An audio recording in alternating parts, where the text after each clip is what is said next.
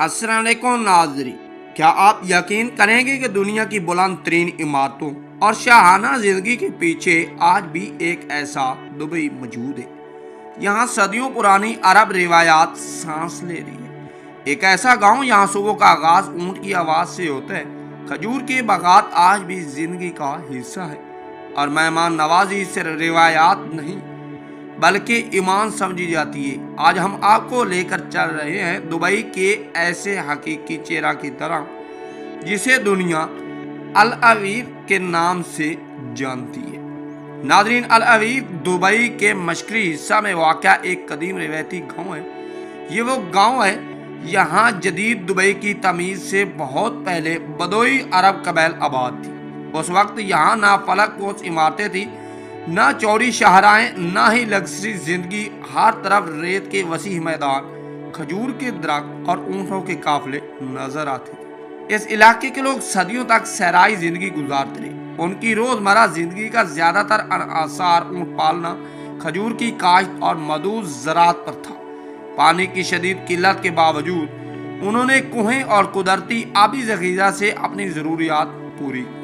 यही वजह है कि अल अवीर को दुबई की कदीम ज़राई बस्तियों में शुमार किया जाता है। 1960 की दिहाई में जब मुत्तहदा अरब अमारात के मुख्तलिफ इलाकों में तेल की दरियाफत हुई तो दुबई ने तेज़ी से तरक्की करना शुरू की। बुलंद इमारतें, जदीद सड़कें और आलमी कारोबार वजूद में आए, लेकिन अल अवीर ने अपनी रिवायती शनाख्त को बड़ी हद तक बरकरार रखा। आज भी यहाँ ऐसे फार्म मौजूद हैं, यहाँ ऊँट पाले जाते हैं, खजूर के बागात आबाद है और मकामी अमारती खानदान अपनी सकाफत और रिवायात के साथ जिंदगी बसर करते हैं। अल अवीर सिर्फ एक गांव नहीं बल्कि दुबई की तारीख का जिंदा बाव है। यहाँ आने वाला हर शख्स महसूस करता है कि जदीद दुबई की चमक दमक के पीछे एक ऐसी दुनिया भी मौजूद है जो अपनी असल शनाख्त पर आज भी कायम है। आइए अब चलते हैं अल अवीर की गलियों, फार्मों और सराहों की तरफ। यहाँ हम जानेंगे कि यहाँ के लोगों की रोज़मर्रा ज़िंदगी कैसी है, वो अपनी सकाफत को कैसे ज़िंदा रखे हुए हैं और क्यों दुनिया भर से आने वाले सयाह इस रिवायती अरब इलाके को देखने ज़रूर आते हैं।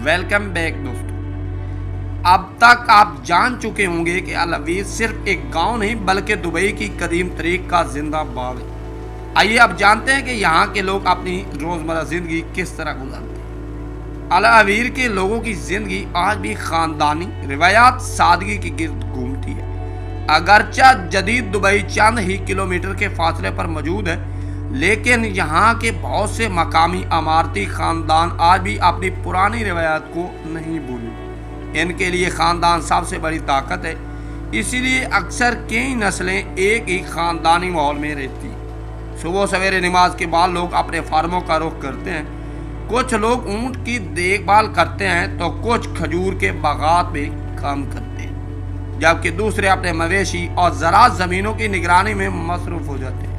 गर्मी ज़्यादा होने की वजह से ज़्यादातर काम सूरज बुलंद होने से पहले या शाम के वक्त किया जाता है।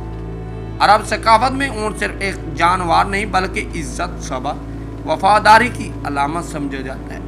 अल अवीर के फार्मों में बाज़ ऊँट दूध के लिए पाले जाते हैं, जबकि कुछ ऊँट रिवायती रेसों के लिए खसूसी तरबियत दी जाती है। ऊँट की बेहतरीन नस्लों की कीमत लाखों दिरहम तक पहुँच सकती है, इसीलिए इनकी देखभाल पर ख़ास तवज्जो दी जाती है। अगर बात करें अरब शादियों की तो अल अवीर में आज भी कई ख़ानदान अपनी रिवायत के मुताबिक शादियां करते हैं। शादियों में मर्द और ख़वातीन की तकरीबात अक्सर अलग अलग मुनाकिद की जाती हैं। रिवायती अरब लिबास, खुशबूदार अतार, मकामी मौसीकी, तलवार का रिवायती रक्स और शानदार दावतों इन तकरीबात की खूबसूरती में इजाफा करती है। اگرچہ یہ رواج جدید انداز میں نظر آتا ہے، لیکن بہت سے خاندان آج بھی اپنی پرانی عرب روایات کو زندہ رکھے ہوئے۔ تعلیم کے میدان میں بھی الاویر نے کافی ترقی کی ہے۔ یہاں جدید سکول، کالج اور دیگر تعلیمی سہولیات موجود ہیں۔ یہاں لڑکے اور لڑکیاں دونوں تعلیم حاصل کرتے ہیں۔ حکومت تعلیم کو بہت اہمیت دیتی ہے، اسی لیے دیہاتی علاقوں میں بھی معیاری تعلیم فراہم کرنے کی کوشش کی گئی ہے۔ یہی وجہ ہے کہ نئی نسل اپنی ثقافت کو بھی محفوظ رکھے ہوئے ہے اور جدید تعلیم کے ساتھ ترقی کی راہ پر بھی گامزن ہے۔ ناظرین، الاویر ہمیں یہ سبق دیتا ہے کہ ترقی کا مطلب اپنی شناخت کو بھول جانا نہیں، بلکہ جدید زندگی اور قدیم روایات ایک ساتھ بھی چل سکتی ہیں۔ یہی چیز اس علاقے کو دبئی کے دوسرے حصوں سے منفرد بناتی ہے۔ الاویر صرف ایک روایتی گاؤں نہیں بلکہ دبئی کی اصل روح کی ایک خوبصورت جھلک ہے۔ یہی وجہ ہے کہ ہر سال ہزاروں مقامی اور غیر ملکی سیاح اس علاقے کا رخ کرتے ہیں تاکہ وہ جدید دبئی کے ساتھ ساتھ اس کے تاریخی اور ثقافتی پہلو کو بھی قریب سے دیکھ سکیں۔